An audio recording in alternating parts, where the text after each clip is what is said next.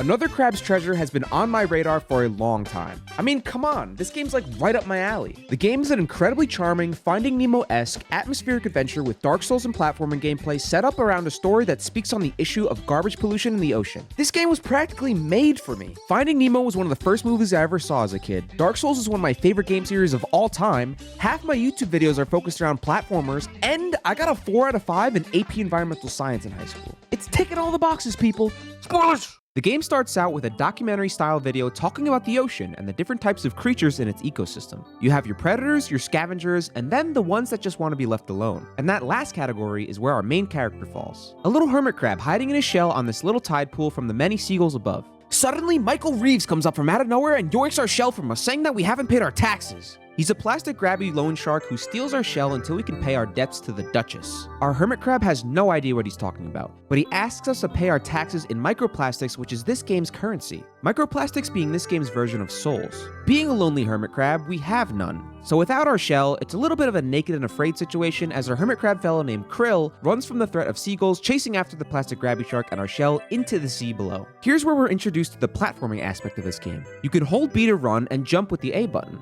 You can climb on fishing nets and even hold A in midair to swim glide a little bit before running out of energy and falling. After being ambushed by wild crabs, we run away and find our main weapon in the sand below. The rusty fork acts like any other broadsword. You tap right bumper to light attack and hold it down for a charged lunge attack. You can even do a sweet 360 spin attack by jumping first in the air. Then we come to our first bonfire, which in this game is the moon snail shells. Here you can level up, check what shells you've discovered, and later on fast travel from point to point. Leveling up only has 4 stats: Vitality, Resistance, Attack, and Umami. Vitality is health, Resistance pertains to your shell's damage defense and status effect resistance, Attack is your damage, and Umami is basically your magic ability damage, which we will learn more about later on. After finding our shark snail snatcher once more, he tells us to seek the Duchess out about getting the shell back, and we're released into the shallows. The shallows are our first major area, and it kinda operates like an open world segment, meaning it's less so of one set path with enemies in your way like a typical Dark Souls area, but more so Elden Ring-esque, where the area just kinda opens up into a landscape and lets you roam anywhere and fight anyone. But in my opinion, this game's design was more akin to something like Ashen. Ashen is a Souls-like game not made by From Software, focused around seamless co-op and more open-world level design. Released before Elden Ring, when I played this game, my thoughts on it were that it was an open-world arcade Dark Souls experience that was honestly really fun. The level design was open-ended like the Shallows area, but guided you towards dungeons and bosses in order to progress the story. Extremely similar to what Another Crab's Treasure was about to do for this early area. So after messing around fighting enemies, I learned that we heal with heart kelp pods. The max amount of pods we can carry can increase if we collect heart kelp sprouts later on. I also picked up some collectibles that give us more microplastics and some key items like the Bloodstar limbs, which increase vitality. Then I made my way up to the giant sandcastle in the distance, Fort Slacktide. Unfortunately, the guard stopped us at the front gates. These lobster-looking joust knights instructed us to find some clothes if we wanted to see the Duchess. You see, without a shell, Krill is basically just walking around naked. So the guards instruct us to head east and go find the charity center to get a shell and meet the captain of the guard. So I moseyed on over and found the giant vending machine on the seafloor with a big glowing button. After pressing it, a bunch of soda cans pop out of the machine. This is our first shell we can equip. Shells give Krill the ability to block. By holding left bumper, Krill will hide in a shell and the shell will take the hit for us. But each shell has a separate health bar, meaning the shells can break, leaving Krill naked again. Also, shells have different defense levels and weights, with the large shells typically being higher in defense, but they also cause Krill to fat roll. While on the other hand, light shells make Krill roll around really quickly, but they also break very easily. So with our hermit crab now wearing the aluminum can, we hear a giant scream in the distance. It's the captain of the guard, accusing us of being a criminal. And so, our first boss battle is a sort of horseback-esque lobster fight similar to that of the Tree Sentinel from Elden Ring or Gyobu Oniwa from Sekiro. But now we can head back to the fort and see the Duchess. Krill is hopeful that none of the guards notice that the captain is dead and proceeds to head into the castle. Now, here's where I started to really become fully charmed by this game's attention to detail in its atmosphere and dialogue. Everything inside this fort has human-made products that are acting as tools and designed for this castle. A comb acts as the medieval front gate, ketchup packets act as castle banners, the knights are wielding Q-tips and straws with the little plastic Starbucks covers as handles for their lances. There's even colored pencils that make up spike barricades. It's super colorful, charming, and presents the issue of all the trash left behind by humans in the ocean. It also has the Pikmin 2 gimmick of showing real-life human brands for some of the man-made objects, except changed to some kind of undersea parody. The dialogue is charming as well, with plenty of coherent crab people helping build this world's lore of oppression by the strong sea creatures who rule through the power of this trash economy. Characters will use undersea phrases to replace curse words and keep the game PG, like COD for God and shuck for fuck, or shell for hell, or ship for shit, which is again very charming. While Krill's our pure protagonist who was alone previously and is being introduced to this cruel world for the first time, every other character feels rugged and tough, and it feels like they're actual people who have been dealing with the struggles of living in a dirty, polluted sea, beaten down by the oppressive, rich, microplastic hoarding rulers of the ocean. I found myself smirking at every little pun the game threw out, and it was fun to learn about this undersea world and listen to every character's story. It's really a masterclass in world building that is honestly great for this game because world building is a core detail and why people love the From Software games. They do it in a more subtle way for sure, but people adore the lore of the FromSoft lineup. I also really like the music they go for in this game too.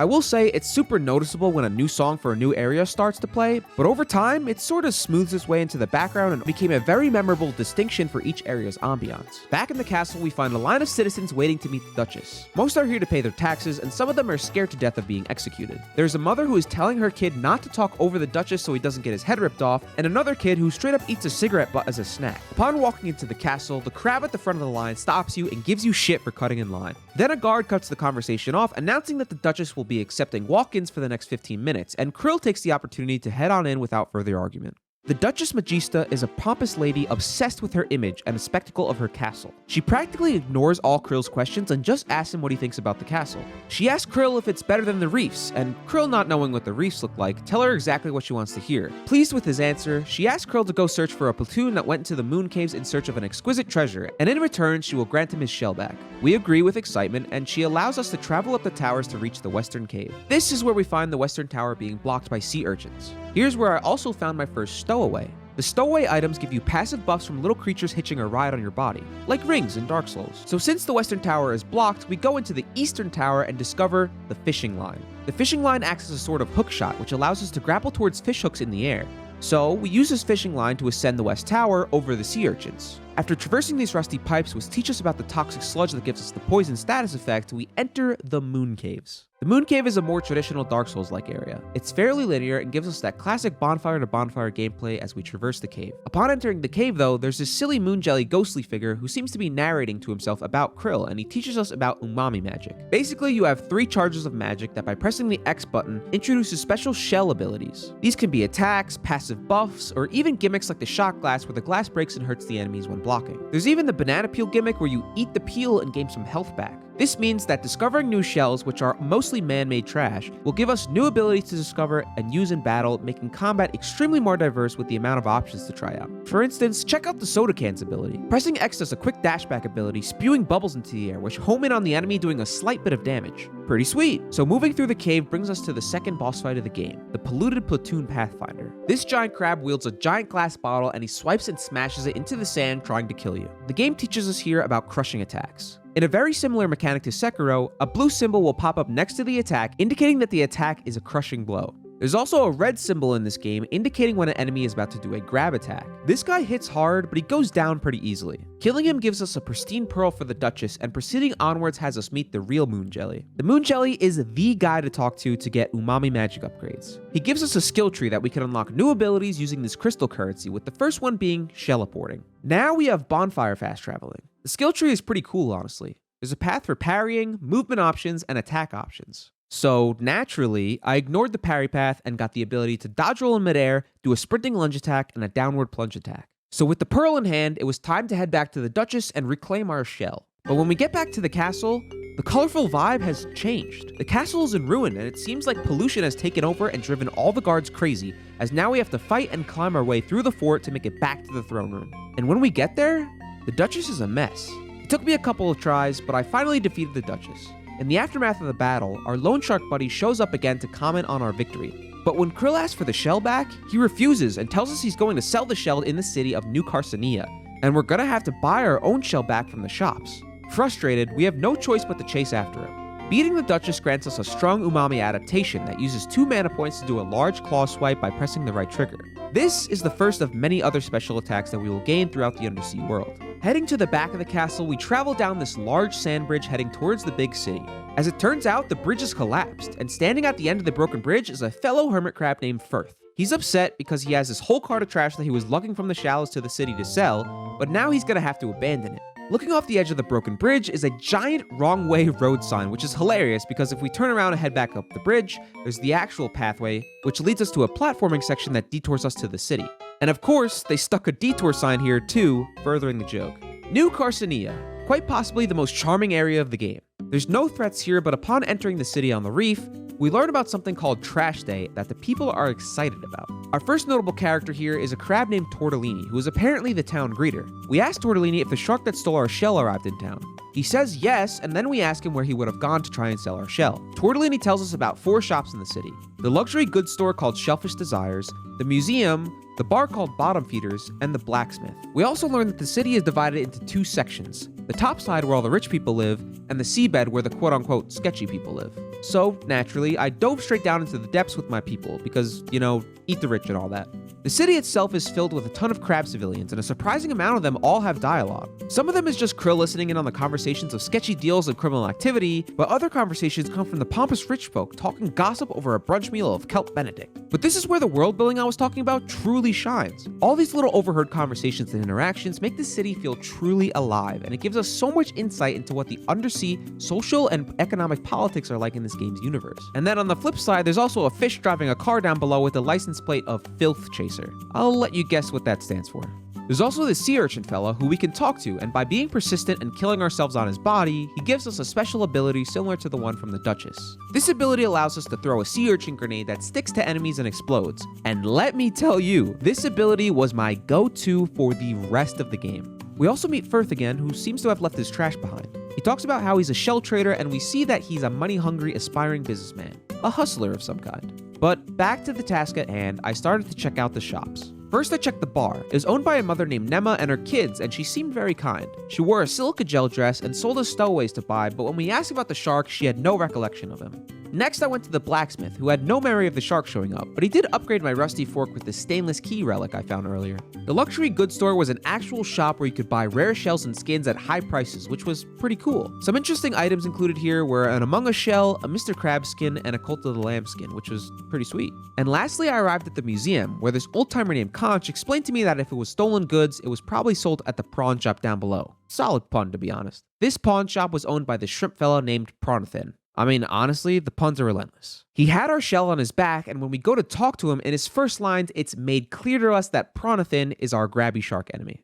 But to Krill, he just thinks he's an innocent salesman who, when asked about the shark, describes him as super cool and chill. And also, he's a shrimp wearing jeans, so I mean, come on, how can you not like this guy? Before we can discuss how Krill is going to get the shell back from Pronathan, we're interrupted by the bell ringing topside. Trash Day is here. Basically, a giant trash island is passing over the city on the surface of the ocean, and precious valuable trash is raining down from the heavens. Suddenly, a giant cereal box of knockoff Captain Crunch falls out of the sky and lands in the town square. My God! If I'm not mistaken, this is part of a map! A map showing the way to a most valuable treasure, I say! It would appear the hunt is on, I say. The first stop on the map seems to be the forest to the north of here. May the best, Crab! Apologies for the interruption, folks. I seem to have misheard something. I could have almost sworn there were some citizens here planning on unearthing some valuables. Hey kid, I just got an idea. If you can go get that treasure they're jawing about, I'll gladly trade your shell for it. For real? You'd really do that? You bet. A prawn never goes back on his promise. Aw, yeah! I'm gonna find that treasure!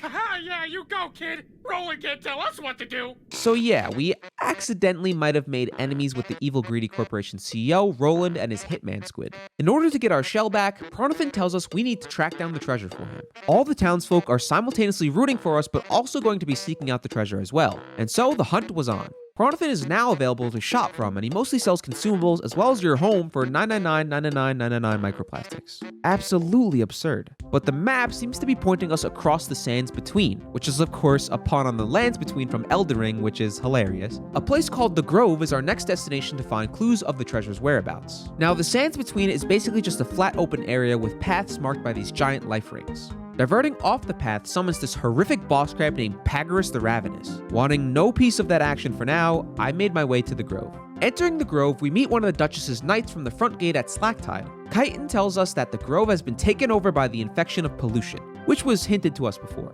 Chitin believes that Slacktide was infected due to the Duchess's greed for more trash, and he thinks that in order to stop the spread of infection, greedy souls like her need to be annihilated. She tells us that she's at the grove to grow stronger so she can eventually take down Roland, as he is the ruler of the reef. But Krill, uninterested in Chitin's quest for vengeance, just wants to find the treasure so he can get his shell back. This is where the game starts to get a little more serious. Enemies are becoming stronger and the level design starts to get a little more devious. Because this is a Dark Souls platformer, the level design in these open-ended Ashen style segments tends to have more verticality, and so they start to introduce these archer crabs. We've had some ranged enemies before with the seahorses that shoot the little pills that expand in water to become foam shapes, but these archer crabs are deadly accurate and even have close range attacks. So after getting my ass kicked a little, I decided to head back to the shallows and explore the rest of the area. The rest of the shallows gave me extra items, crystals, and consumables to help upgrade my character, as well as more charming ambiance. But one major thing I missed here in the shallows was this optional boss called the Royal Shell Splitter. I did kill him first try, but this executioner looking lobster horse type enemy was carrying a giant bike lock guillotine. But don't worry, that's not the last we'll see of him. He'll be a normal enemy later on. I also noticed this X in the ground, but I didn't know what it was here for, so I decided to head to the Moon Jelly's domain and take a further look at the skill tree. Now obviously I couldn't unlock them all at once, but let me explain the major useful skills that you might see me using later on in the video. After the Falling Strike ability, this ability allows us to charging stab loose shells to change our weapon into a slower heavy hammer weapon, until the shell on the end of the weapon breaks. Then, to finish off that branch, this ability allows Krill to land a piercing blow when an enemy is fully staggered, dealing increased damage. This is great for bosses. Being really aggro on a boss and filling their stagger meter can open up the boss to a piercing blow doing a big chunk of damage, just like Elden Ring. This branch of abilities has to do with the fishing line. This ability allows you to use a barbed hook to pull an enemy towards you. Incredibly useful, especially for the Grove, where we can now pull the archers down off ledges to close the distance. But the next ability takes it one step further. By aiming the fishing line and attacking, we pull ourselves towards the enemy and deal a big attack. This also makes use of the enemy's location for traversal, closing the distance between you and the enemy. On the parrying side of things, these abilities make it so your shell can heal, and when your shell breaks, it has an extra life. You only get one shell regeneration per rest, but it's a pretty useful ability. There's this ability where if your shell breaks, you become invincible for a couple seconds. Then there's this dash back ability where by pressing dodge with no directional input, Krill does a straight up step back that was very useful against certain bosses. A lot of these middle abilities help with umami damage and free charge usages. But later on, we will be collecting items called whirls, which will increase our maximum umami charges. And that just about covers all the abilities in the skill tree. Alright, enough with the ability talk. Let's get back to the Grove. Fighting my way through, I came to this boss, the diseased lycanthrope. He was a grounded fish-like creature covered in fauna who spit toxic sludge and moved pretty slow. He did spawn in these other bush crabs, so my strategy was to get rid of those guys first before focusing on him. My ultimate strategy was fighting him pretty timidly by running in for a sprint attack and running away, which seemed to be extremely effective, and I beat the boss with no trouble. Pressing onwards a bit more, I found another checkpoint and found the toxic sludge waterfall. So being an elite gamer myself, you gotta check behind the waterfall, right? Like you're a fake gamer if you don't. And of course, in a cave behind the waterfall was another optional boss, the Curdled Carbonara Connoisseur. This crab wore a takeout box on his head and bore a pair of tongs for a weapon, and a broken pot lid for a shield. He was honestly pretty similar to the bottle guy from the Moon Cave, just with a shield this time. He hit way harder though, and my lack of experience with this game's use of abilities and adaptations had me trying to fight this guy purely with my Dark Souls skill set. I feel like this fight really frustrated me because I felt like something was wrong with the dodging mechanics due to the end lag on rolls and animations in this game. But it really was just a skill issue I had to get used to, and this fight helped me do that. Having not a great damage output, this fight was a long one, but I learned to dodge correctly and attack at opportune times and took this guy out with my raw Dark Souls experience. Exploring the Grove further, I managed to find this little shortcut to a future area and found this thing. We'll deal with him later on. Ascending deeper into the Grove, the enemies were becoming stronger. I ran into this tall gumhammer guy who packed a punch. Kinda reminds me of the first ogre fight from Sekiro and Ashina Outskirts. Our next checkpoint has the museum guy here, and he explains that the people of the Grove here used to be sorcerers until their king killed them all. Kinda some tragic lore going on here that horrifies Krill. A little further up, we finally come to our next roadblock boss, Haikia, the Intimidation Crab. This guy is a badass. He wields chopsticks and you fight him on a sushi boat with actual sushi that you can use for a shell in the arena. The chopsticks have some pretty great reach, and this crab has this ability to turn his back to you, revealing a face and inflict you with the frightened status. This basically makes Krill hide in a shell, permanently blocking and moving slowly. You can still dodge roll to avoid attacks, but you just can't be very aggressive when in this state. You can, however, hook him and pull him towards you just before he frightens you. But I only had 3 barbed hook usages for this fight, so it's not something I can do infinitely. At half health, he breaks the chopsticks apart and turns his one weapon into a dual-wielding weapon, swiping at you twice now with both hands. He's more dangerous in this state, but his attacks don't really change, apart from a double swipe, and his leaping smash now turns into a leaping swipe. But even this guy was no match for me, and after only just a few tries, I was able to take him out. Surprisingly, this was the boss that dropped the map piece. But I was confused because there was clearly more area to explore in the Grove, so instead of heading back to the city, I proceeded onwards. The second half of the Grove is a lot less forgiving than the first. The area is far more linear than the first half with a higher concentration of tough enemies. The old town in the Grove was made up of a bunch of old milk cartons. With a dockside view of a toxic slurry lake to the right, we're forced to head left into town and up the hill where a sniper laser focuses on us. Even more deadly accurate archers are in this area with infinitely more dangerous martini skewer arrows that do more damage, travel faster, and are more accurate. Not to mention, the village is loaded with enemies that force you to be in and out of cover of the sniper.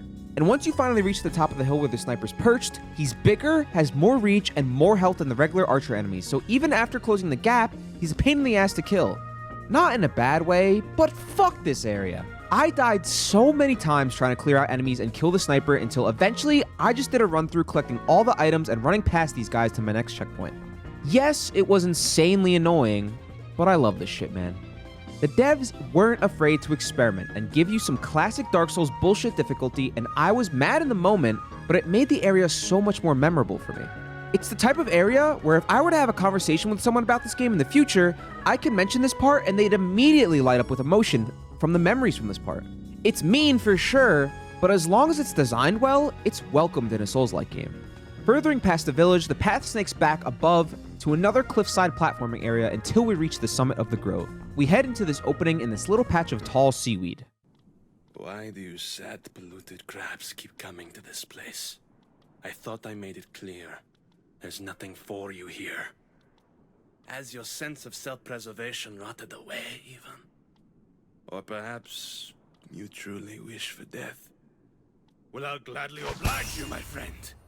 Grovekeeper Topoda. This fast-moving lobster has some quick sleight-of-hand punches and swipes. He's a really tricky boss, and honestly, the only boss in the game I had some real struggles with. Not only because I was still sort of figuring out the game, but also because he's got some really tricky attacks to get used to dodging. Thank God for the Statue of Mariko equivalent moon jelly spawns outside the boss arena, because running through that village with the amount of attempts it took me to kill this guy would have been miserable. Topoda is quick to run up to you and quick to jump back across the arena, making building up stagger a bit difficult.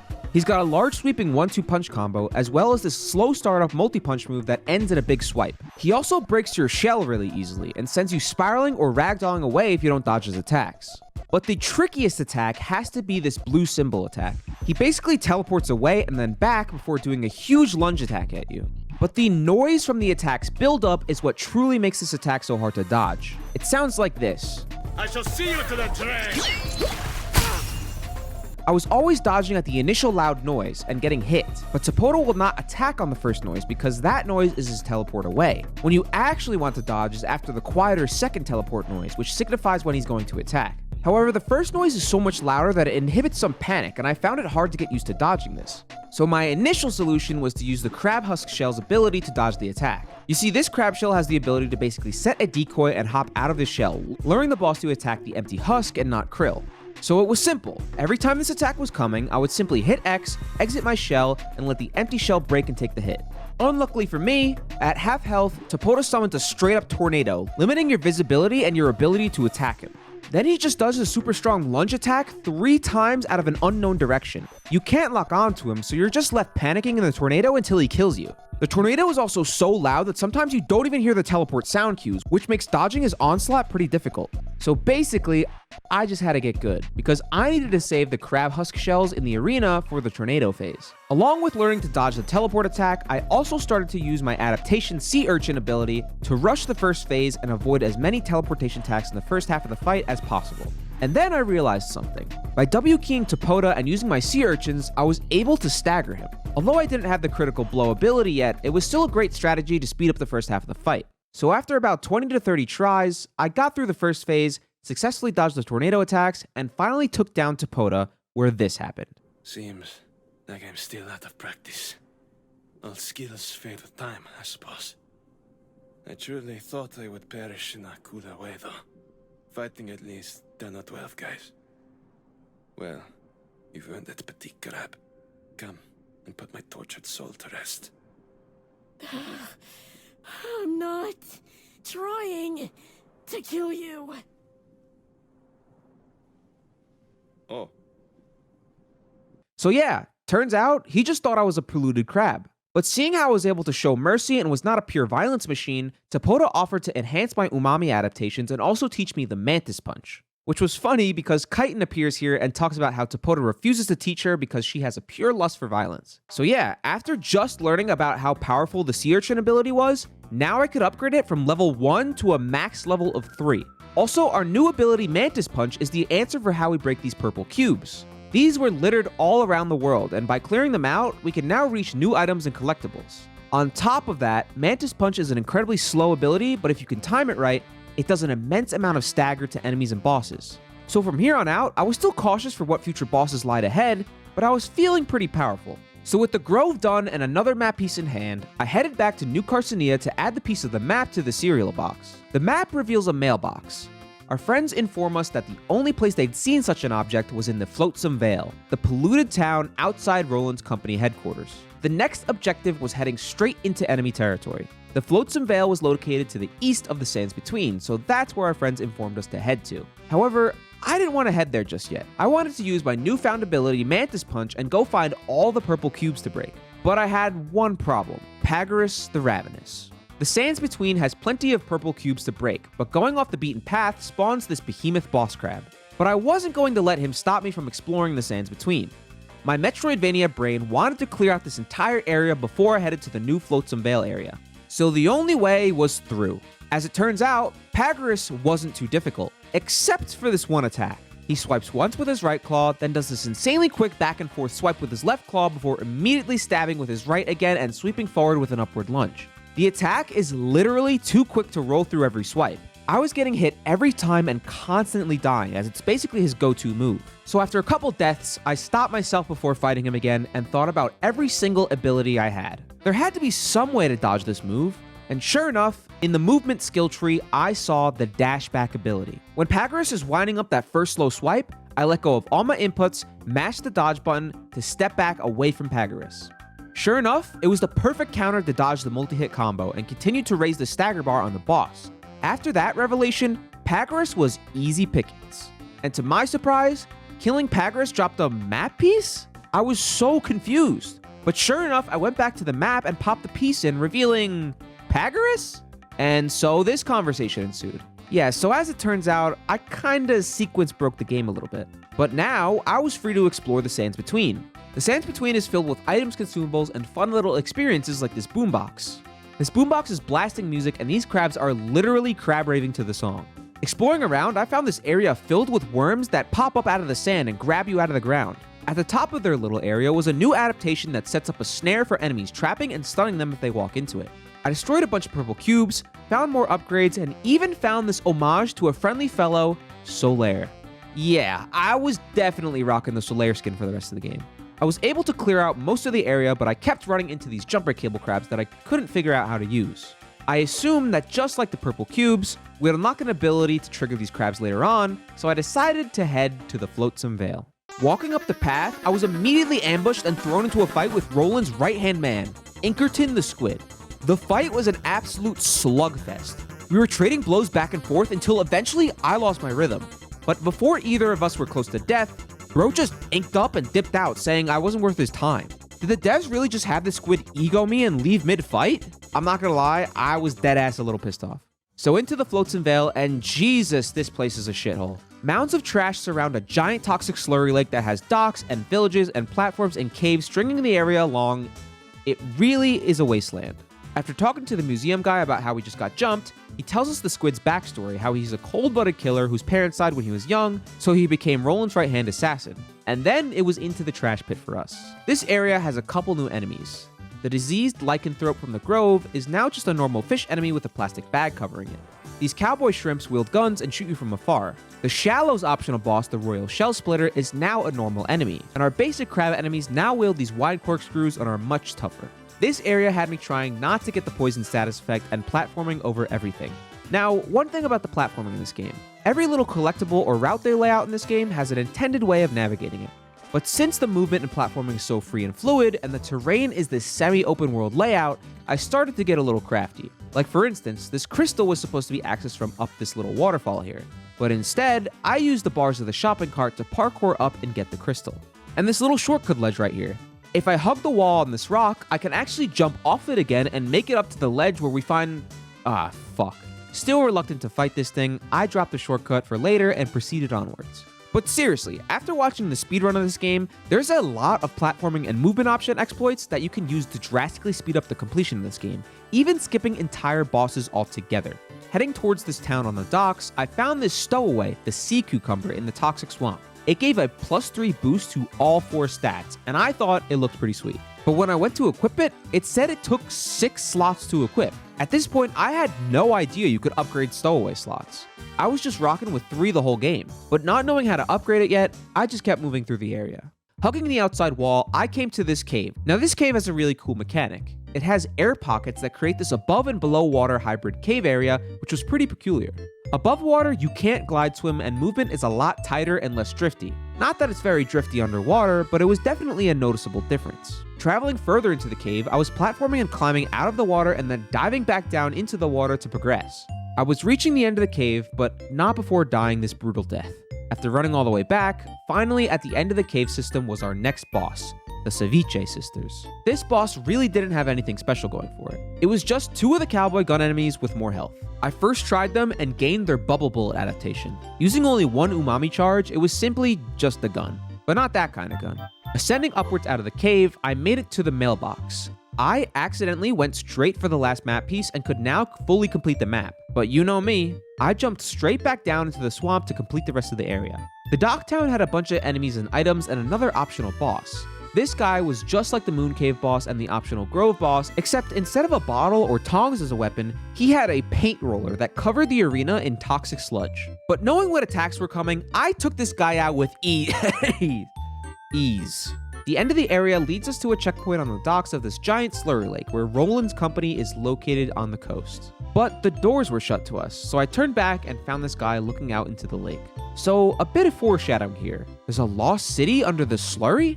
No idea, but for now I headed back to New Carsonia to finish the map. Psych! It was finally time to fight this guy, the Consortium. This monstrosity was a huge crab cage filled with fish guts that had tentacles reaching out of the sides to swing at you and shoot at you with this giant flare gun. I went into the fight swinging, but slowly realized that I was unable to hurt this boss. But after jumping on top of it using these fish hooks, I made contact and dealt some damage. As it turns out, this is a gimmick boss with its health being attached to the knots holding the crab cage together. By staying closer to the tentacle that wasn't wielding a weapon and using these fish hooks to constantly have a way to dodge the stray gunshots, I was able to successfully chip away at it, until it slammed its entire cage down on my head.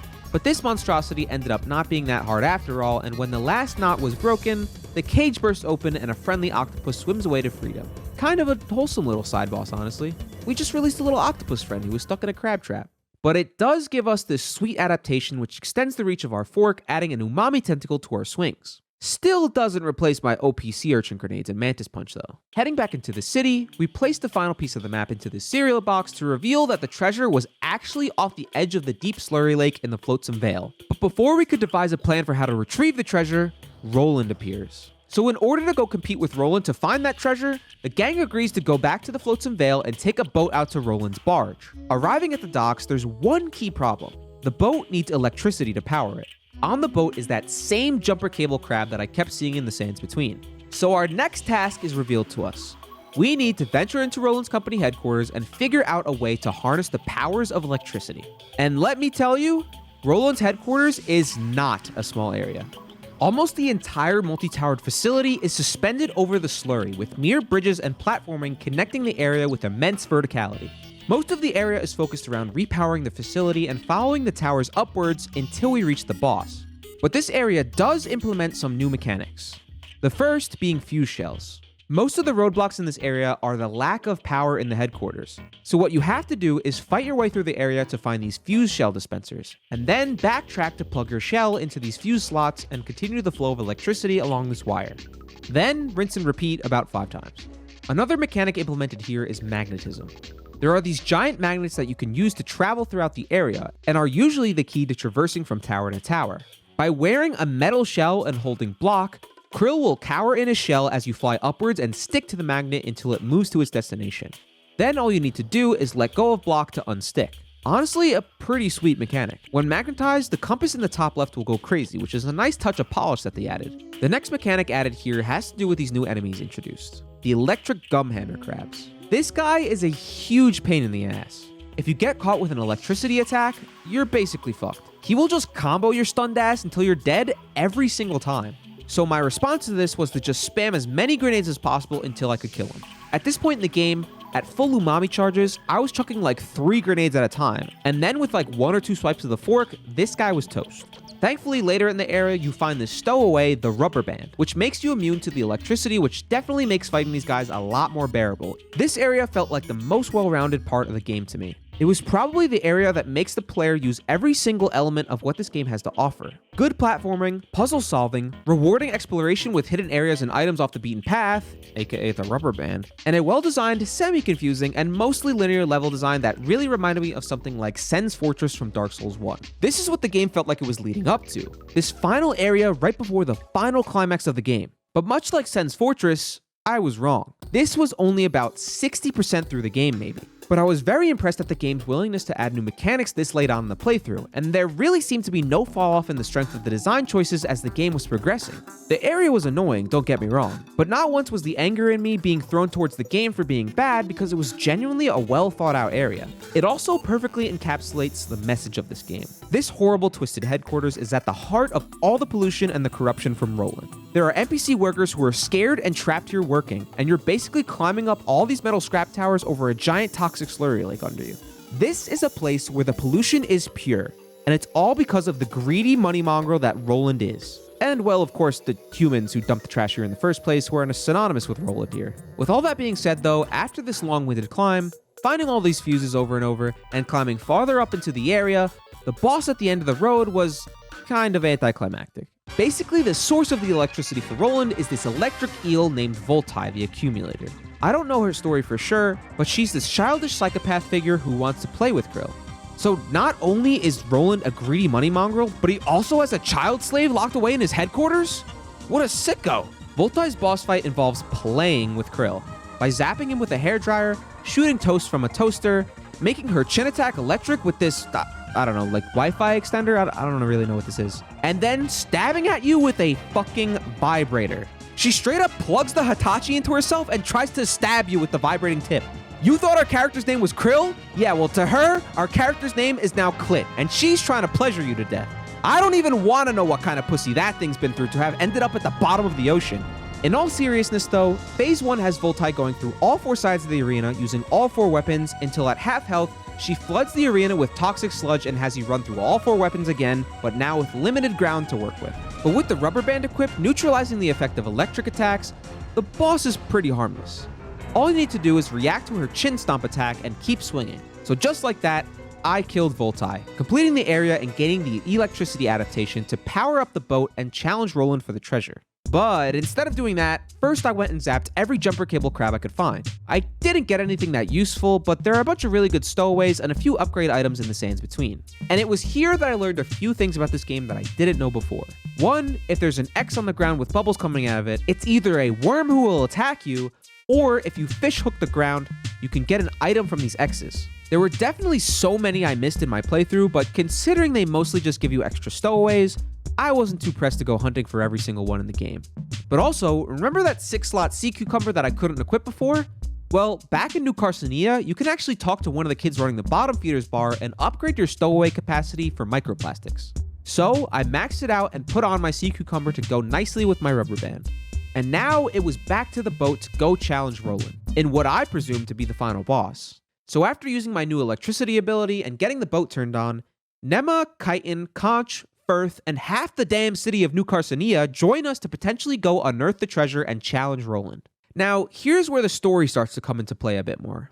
Before, the story was just like, my shell, the taxes, and then it turned into, I need to get the treasure to buy my shell back. With the pollution scourging and takedown of Roland just a side story that the side characters were pushing forward. But it's here where our main character is finally faced with the confusion of his motivation and what he truly wants from life. Firth asks what everyone would do if they got the treasure, and the townspeople come to the consensus that they'd share with each other. Nema will use it for the bar and her kids, Conch will use it for the museum, and Firth will use it to grow his business. But Krill opposes all this. Apologizing, he says he's going to keep the treasure for himself to buy his shell back and return to his normal life. The townspeople kind of turn on him here, calling him selfish, and Krill iterates that he wants everything to just go back to normal. This is where Nema kind of roasts him. She tells Krill that this life he's falling into is what's normal for the rest of them. All the pollution and gunked up crabs and corruption in the world is their normal, and if anything, falling into the ocean was the best thing that ever happened to Krill, because he gained some goddamn perspective. She basically puts Krill down. She's like, shut up, incel, take the silver spoon out of your mouth and wake up, kid. This is the real world. Your normal is not normal for anyone. Firth, of all people, sticks up for Krill after he falls silent and says, look, if he gets the treasure, he can do whatever he wants with it, and tells Nema to stop whining. Firth, being still a Roland supporter who is blind to the trash being a bad thing and blind to his own greed, is presumably not defending Krill, but more so defending the greedy businessman mindset, having strayed from it for a second there when expressing his idea to share the treasure. It's like we were so close to having a little camaraderie between everyone, but it's shattered once again by the sin of greediness in the world. Nema, after being insulted by Firth, becomes angry at his comment, but before the fight can break out, Tortellini yells, land ho! The mouth of the drain. Roland's treasure-recovering barge is a giant pinball machine with a crane dangling off the Slurry Lake's cliff edge into the abyss below. This area becomes dark and ominous, and it's clear a final showdown is going to take place. See, us civilized folk have rules, but all y'all have just stepped onto my private property without permission. And where I come from, that's a crime called trespassing. Inkerton, kill the city folk. Gladly.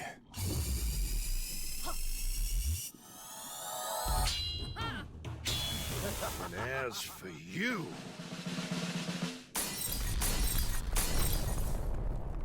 So Chitin takes on the Squid Assassin while Roland shatters the glass of the pinball machine and drops us into a 1v1 boss fight with him.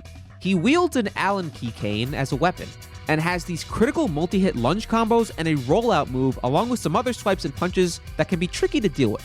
I'm not gonna lie, I probably would have got my ass kicked because at this point in the game, I was never using block or parrying, so this boss fight style was basically my weakness. However, Roland was cheesable. On attempt 4, Roland backed me up into this corner of the arena where there's a pinball bumper that acts as an obstacle. So naturally, I used this to my advantage and kinda just let Roland be stuck on the bumper the whole battle while I chipped away at his health. I mean, just look at this idiot, he can't do shit to me. And just like that, we sent Roland falling into the abyss. But unluckily for us, he was still alive. And then, well, this happened. It's not fair! It's all a bunch of bullshit! I'm sick of it! I'm gonna get that Krill, wait! treasure!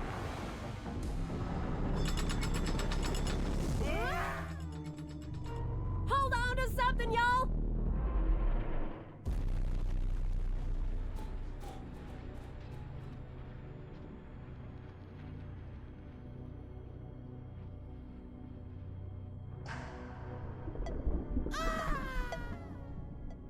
After the entire barge plummets into the abyss below, we get a little drawn cutscene showing Krill's childhood. But there's one key detail here we need to pay attention to. It looks like Krill is staring longingly at the ocean, but he turns away in cowardice as if he's too scared to go out into the world and explore. And then we wake up in the abyss. All of a sudden, this ethereal being starts talking to us, asking what we think of the Earth until we stumble upon Firth and the treasure. Holy shit, it's a ton of cash! But while that may be awesome for us humans, the crabs aren't so thrilled. Do you know what happened to the others? Oh, now you care about the others, is that right? They can get boiled for all I care, and as a matter of fact, so can you. Take a look, pal. Here's the treasure you had us throw our lives away for. What's that? It's nothing! Nothing usable at all! No plastic, no glass, not even a single nugget of foam. Just this pile of damp paper. It's totally worthless. So what do we do now? You want my advice? Go find whatever the apex predator is down here and jump in their goddamn mouth! Then you'll finally be valuable to someone! Guys, I don't like it when Michael Reeves yells at me. He's scary. But he did make a good point. He questions why it's only now that we care about the other people who are being so nice to us along this journey. Michael Reeves is honestly kind of based here. Apart from his greediness and admiration of Roland, Firth isn't really a bad guy. Krill kind of seems like the bad guy here. And spoiler alert, it never really changes, and the character writing really bothers me. Both Firth and Krill kind of ride in between the lines of good and evil, and not in like the, oh, they're a complex character where we can sympathize with both of them, but more in a, I'm confused at what these characters' motivations are kind of way. But we will talk about that when we learn more about the ending to this story. Moving further into the abyss, the godlike being speaks to us again, and this happens. So basically, Krill is now a doomer and doesn't want to fight and go on anymore. After almost killing himself and falling victim to the gunk disease, luckily Nema and Conch save him, but we're still reluctant to continue on. Nema eventually convinces us to fight not for the sake of ourselves, but for the sake of saving the townsfolk, as we are the only strong fighters stuck in the abyss with them. We agree and trek on into the darkness. This area is called the Unfathom. It's completely dark apart from the neon glows of the ethereal being, the sea anemone, and these glow sticks which we can whack to light up the area. There are also shells here that are light bulbs, which we can use umami magic to light up the immediate darkness around us. Exiting the area with Nema, we meet the ethereal being's light string circle form. It tells us that this pollution is marking the apocalypse, and that there are still further depths to fall before Krill hits rock bottom. Very depressing, to be honest. Conch is here too. He explains that we should meet him at the crash site of Roland's pinball machine barge, which means delving into the darkness, finding the glow sticks to light the way, and fighting these new god-forsaken enemies. There's of course the little scuttle crabs, but then there's these skeletal fish, these umami shooting squid, this terrible big fish enemy who decoys as an item before springing from the sand, and lots of decoy shell hermit crabs to surprise you. It's a pretty spooky area before the glow sticks light up the path that snakes back and forth until you reach the pinball machine. Also, there's no moonshell checkpoints down here, so it's a game of health management, as you look for kelp seed plants located usually in these cassette tapes to regain heals. You can open up these CD shortcuts, so if you die, you don't have to run as far through the darkness, which is nice. Honestly, another really well-designed atmospheric area. We find the ethereal being again telling us about those who turn the blind eye to the signs of the apocalypse that will eventually be consumed when it's too little too late. Again, really depressing stuff. One might think that it's sort of a warning to Krill. Maybe some commentary for Krill to think about? Maybe it's meant to influence Krill to care about the pollution and have influenced his character to have some motivation and growth towards the obviously dire problem in the world. Moving on, we find Conch at the pinball machine and he's studying some styrofoam ruins. He explains that we're on the verge of a great discovery and can maybe even find the old ocean city. To me as the player, I was like, whoa, that is so cool. The priest on the dock earlier foreshadowed it and I was like, okay, that'd be cool. Ancient bird city in the abyss. But to Krill, he's just like, I'll think about it. So that kind of annoyed me. I was like, no, obviously I'm going to explore that right away. Conch pointed us in the direction of the city, where an umami current showed in the distance, to which Krill excitedly exclaims if he makes it there, he can teleport out of here. Krill at this point was really starting to piss me off. How are we this badass hero and also just not excited by this adventure in the slightest? Krill is such a coward, man, it's annoying. So I made my way over to the moon snail shell and proceeded to try to use it. But hang on a second. Usually when you discover a checkpoint, the snail shell spawns in when you discover it. This shell was already here. I wonder why that, oh god, boss fight. Petrock the false moon. This guy was a cool gimmick, but really was just another hermit crab with more health. He had these crystal attacks, but I think I only got hit by it once, so I first tried his ass. Conch appears again and tells us about where to head next before Krill yells at him and interrupts him, telling him that he needs to explain why he should go to the old ocean.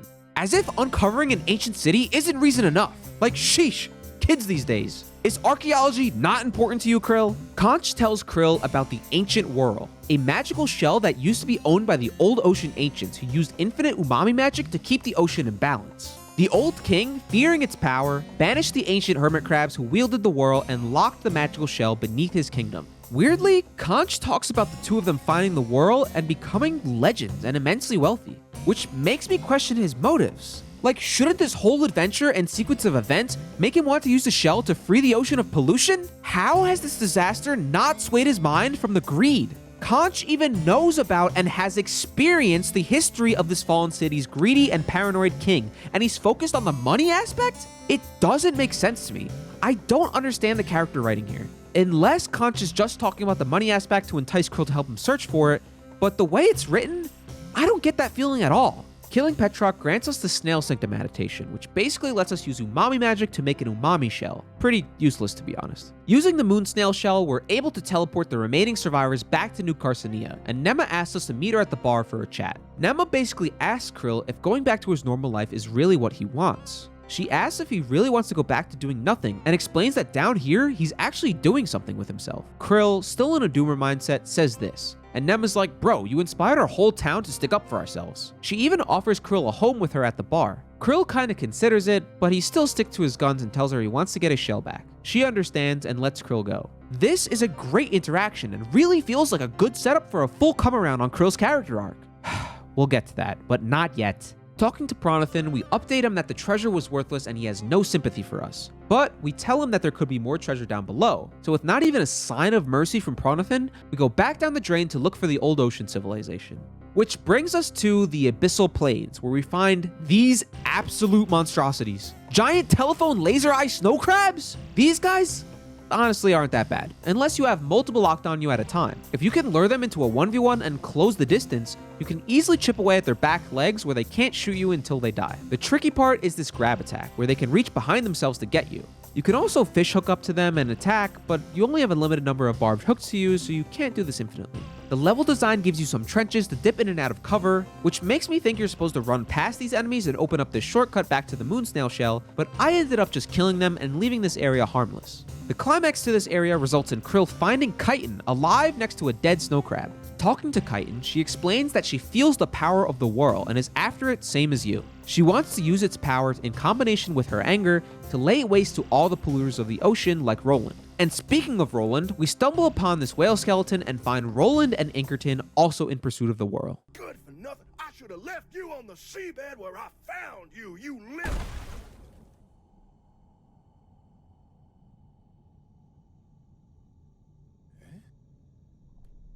It's you.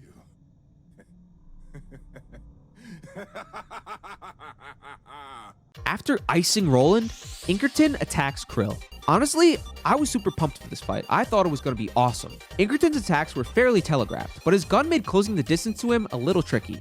He had this move where he would disrupt your lock onto him with a cloud of ink and then dash back where you couldn't see him and shoot his gun through the ink, forcing you to re-lock on and reclose the gap. But really, his attacks weren't anything special, and using the dashback ability made dodging everything pretty easy.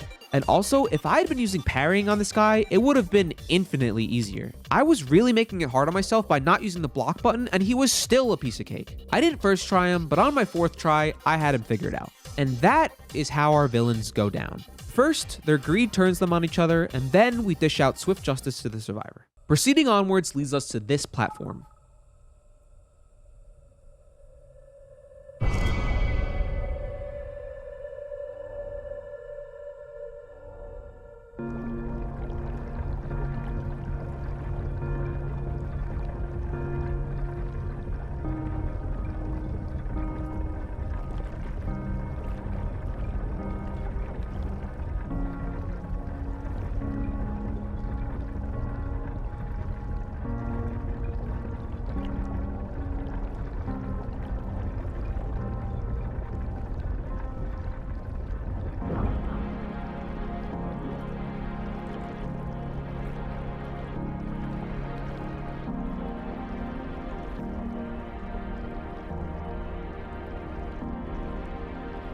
Honestly, that scene change was amazing.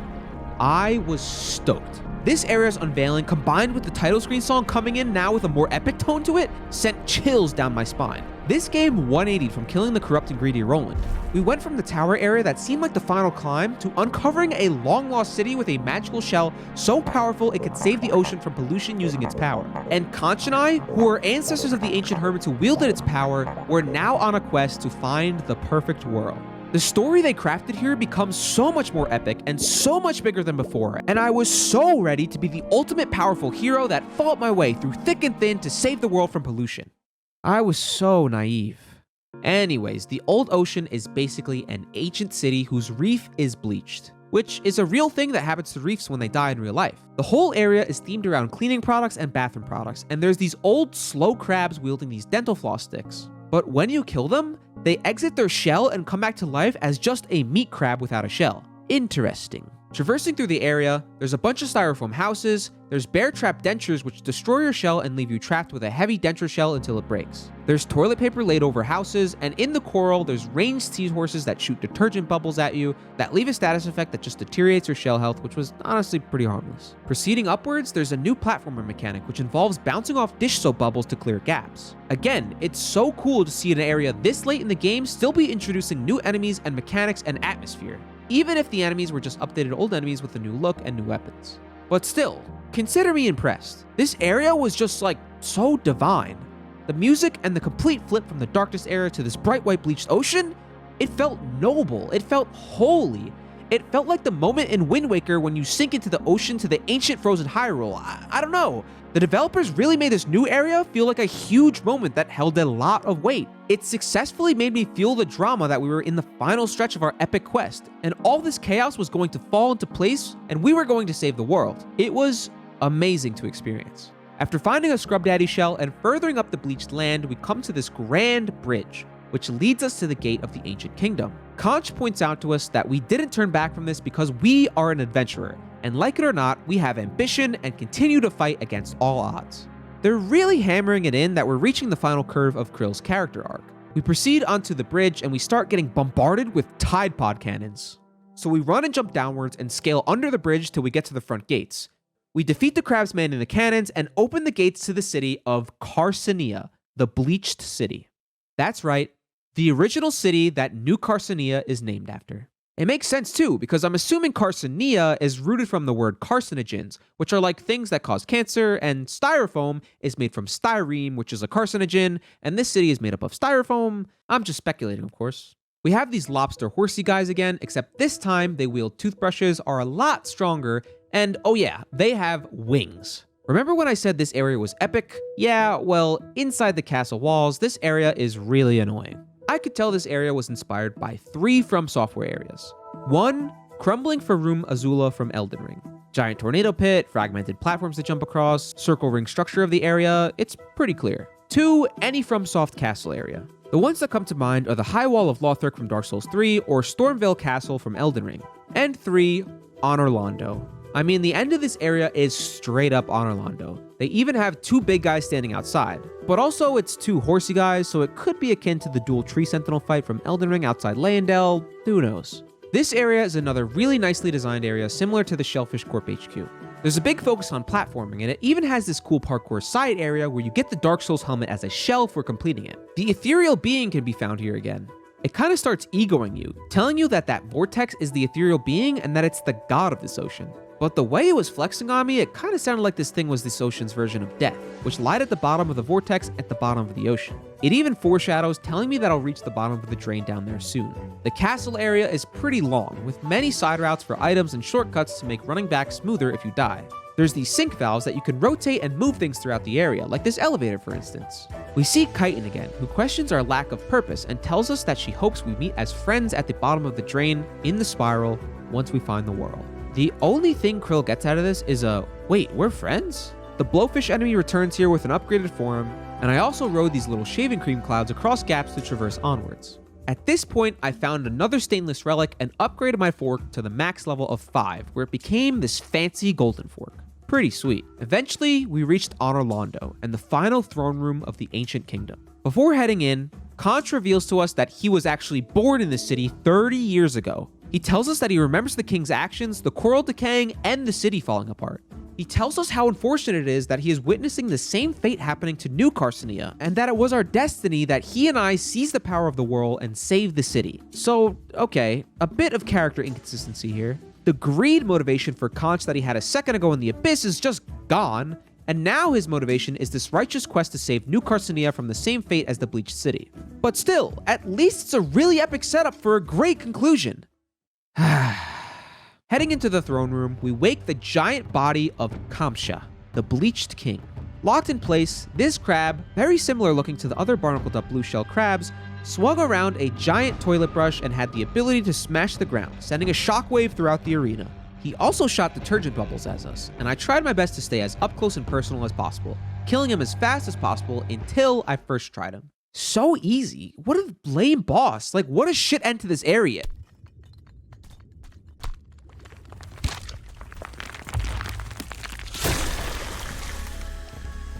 Phase 2, Kamsha Reborn. Now this was a much more fitting fight. This big ol' Crab King was now mobile, swinging his claws and jumping around the arena, shockwaving the ground even more. He also had this flail move where he lands upside down on his back and flails his limbs wildly in all directions. However, the size of this guy left him very vulnerable to the spiky sea urchin grenades. So during this fight, I was able to stagger him twice and move in for the piercing blows. And very luckily, with no heals left and on 1 HP, I clutched up and killed him first try. After some dramatic last words of a king leaving his dilapidated city behind, there was only one thing left to do. By God! This is it! This is it, Krill! They all told me it was just a legend! Those buffoons! The perfect whirl! Do you know what this means, child? The archaeological community will never be the same, I say! With the proper funding, perhaps we can begin to learn the secrets of the ancient hermits.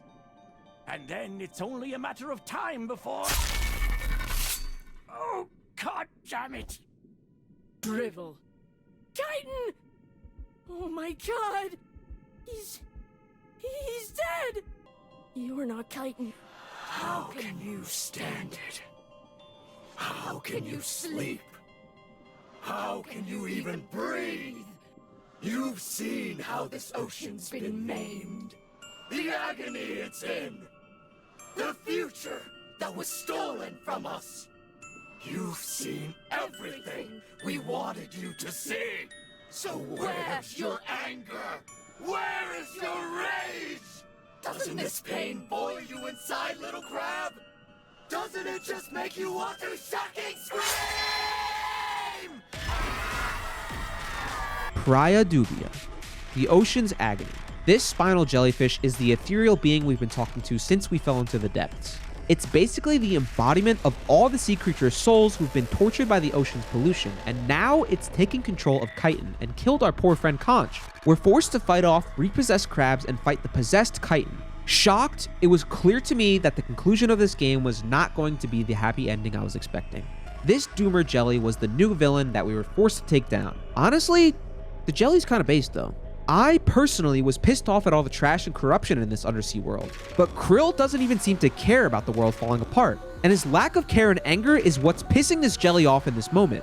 Chiton's boss isn't too hard of a fight, the attacks are easy to dodge, and I've played plenty of Souls games to know how to manage multiple enemies at a time. After this first phase, the jelly releases Chiton, and now we're fighting Praia Dubia, the final screen. Except this isn't really a fight, it's basically just a bullet hell where we have to dodge all the attacks until the boss's health runs out. And once it does, we're left with this.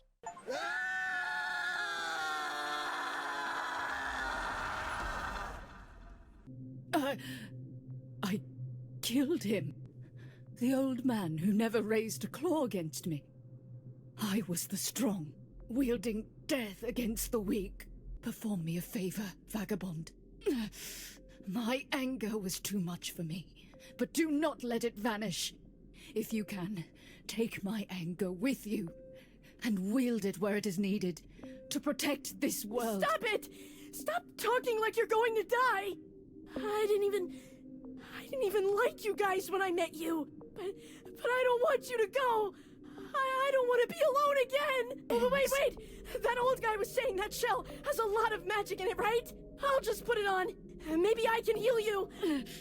Krill. Just stay right there. I'll be right back. Whoa! What happened?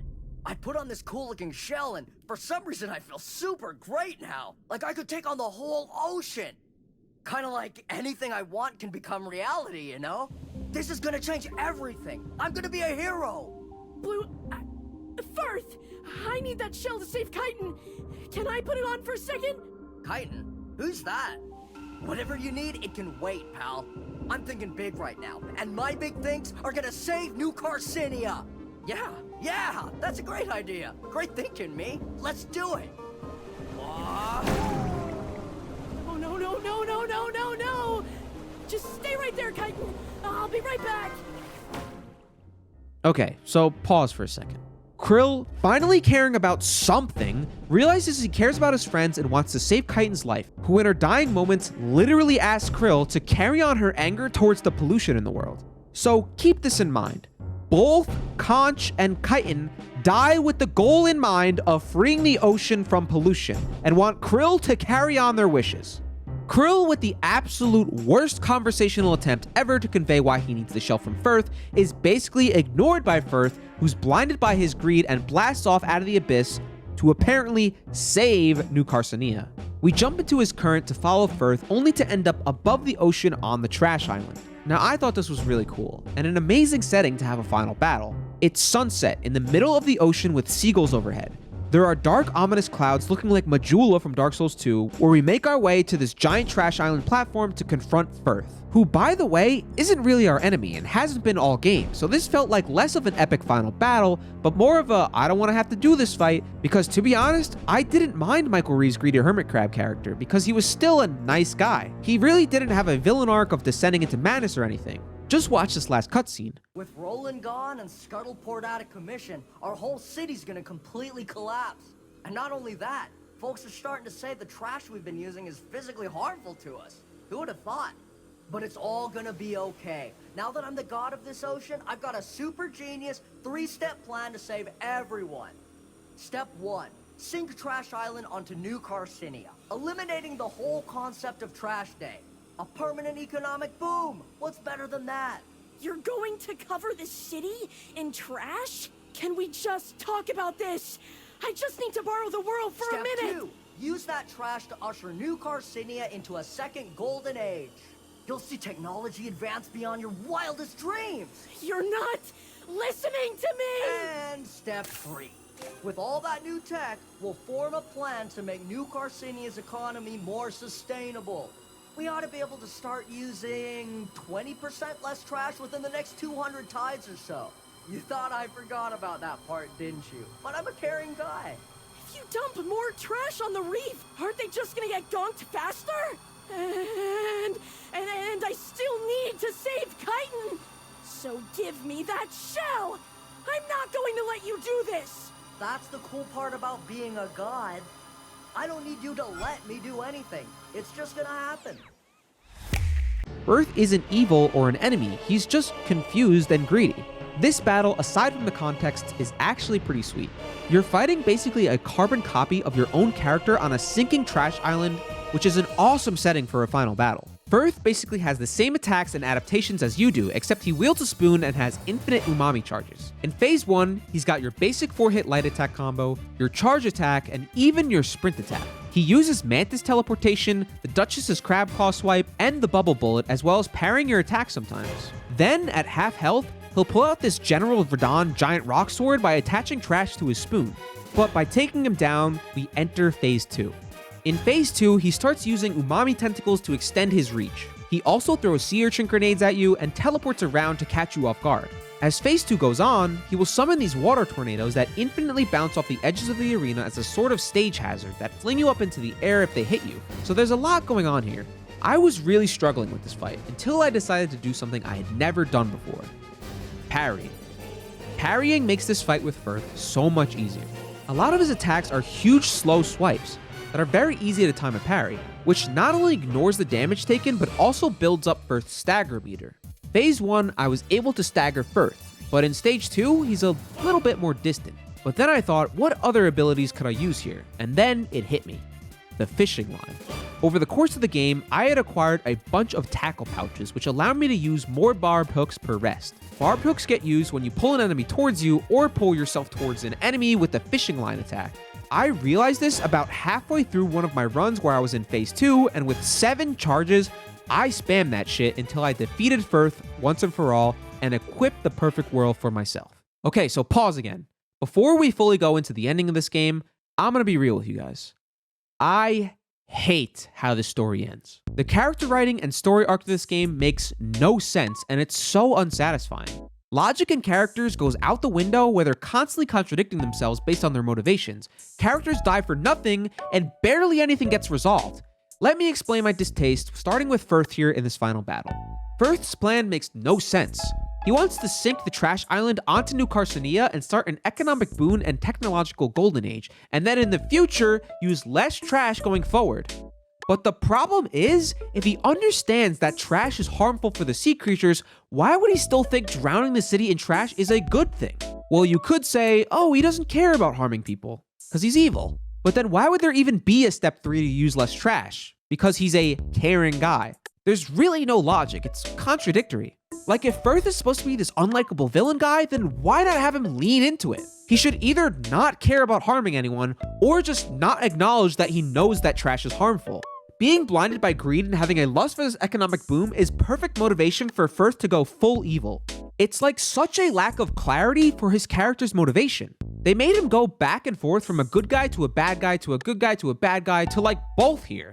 His character is fine, but the turning point should have been when he yelled at us in the abyss for him to go full evil on us. But this, it's like so odd. It like kills the final moments of the game for me. To me, this final battle should have 2 outcomes.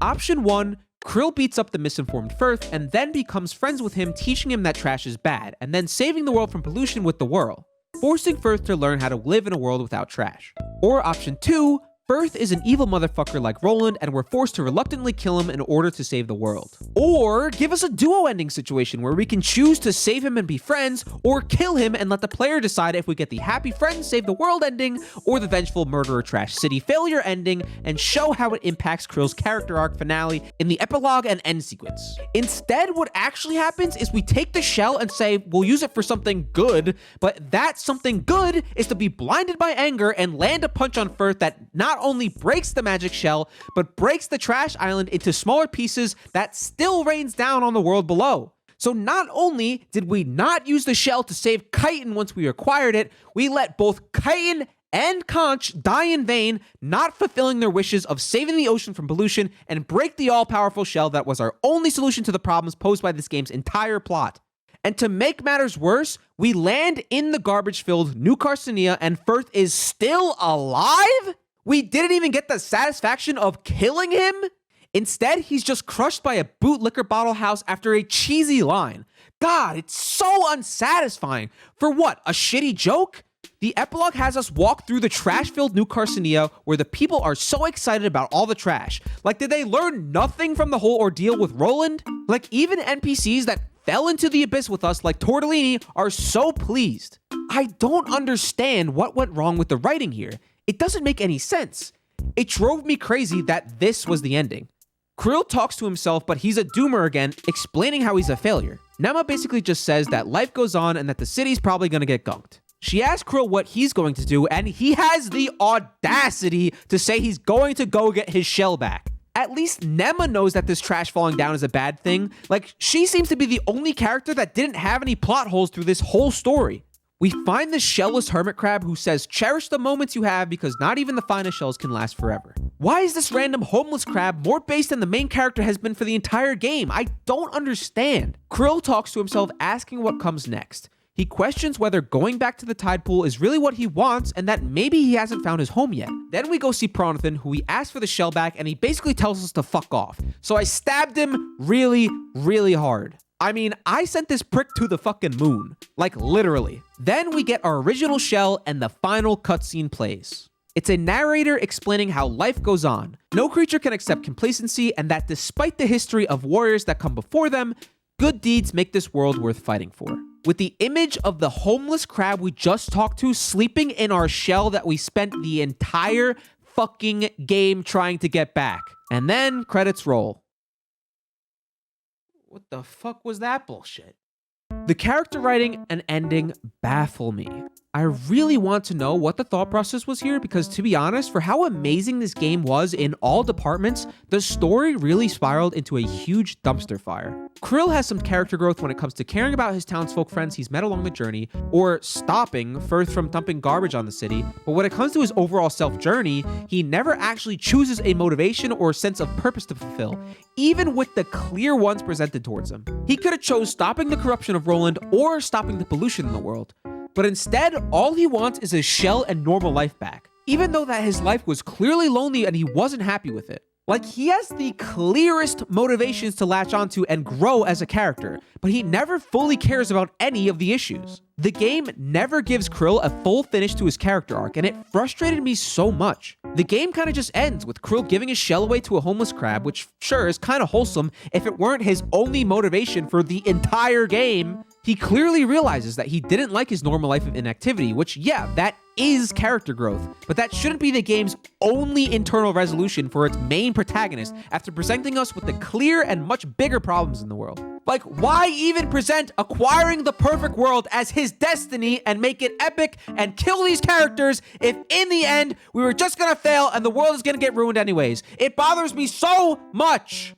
We don't really know where Krill's story goes with this end sequence too. It kind of just implies that he's going to be traveling and that he's a legendary warrior crab who is nice. We get nothing. Krill is kind of just a sad failure and then the game ends. I was so unsatisfied with this game's ending, and I'm struggling to find an answer for why it ends without even a fraction of an actual weighted resolution. Like, all that build-up and character building was all for nothing. Even Nema, our only sane character, who offers Krill a home and a life after everything is over, gets passed up in the end.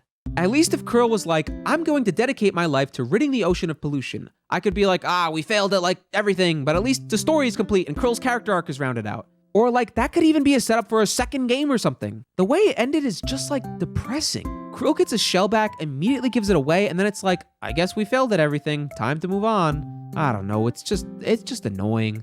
I can't imagine why they'd end Krill's story so emptily. Unless maybe Krill is a metaphor for the person the player is. We just want life to be normal and go on as is in our cozy human homes, while there's all this corruption and greed in the world and we're not doing anything about it. Just like Krill in his shell alone in the tide pool, just below the surface there's corruption, pollution, and greed. And just like most citizens on Earth, even when it's made known to us and thrown in our face, we still have no care or strong desire to stop it, even when we acknowledge it's a problem. Kinda like what the spinal jellyfish god said, but in a less menacing way. I don't know, man. Maybe this character writing is intentional and meant to be another social commentary to relate to real-world issues of corruption, greed, pollution, and inactive members of society who know the issues but choose not to fight them. Or it's just rushed, overly confused, bad character writing. I don't mean to be so harsh, I just really enjoyed the game and it made me passionate. I'd actually really love to know the thought process behind the writing, so devs, if you're watching, please leave me your thoughts in the comments or contact me so this doesn't eat away at my brain for the rest of my life. It's a shame the story made the end of the game hold no weight and leave no impact on me, especially since the underlying messages of this game that translate to real-life issues are so serious and important. The ending being like that also takes away from the actual potential life lessons and issues that this game is aiming to highlight.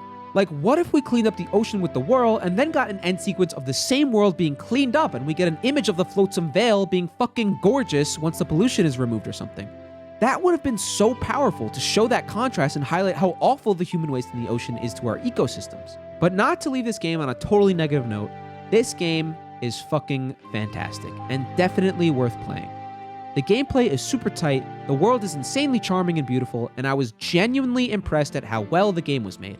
It's honestly one of my favorite games I've ever played, which is, again, why I got so worked up by the story. But yeah, let me know what you think in the comments, and I'll see you later.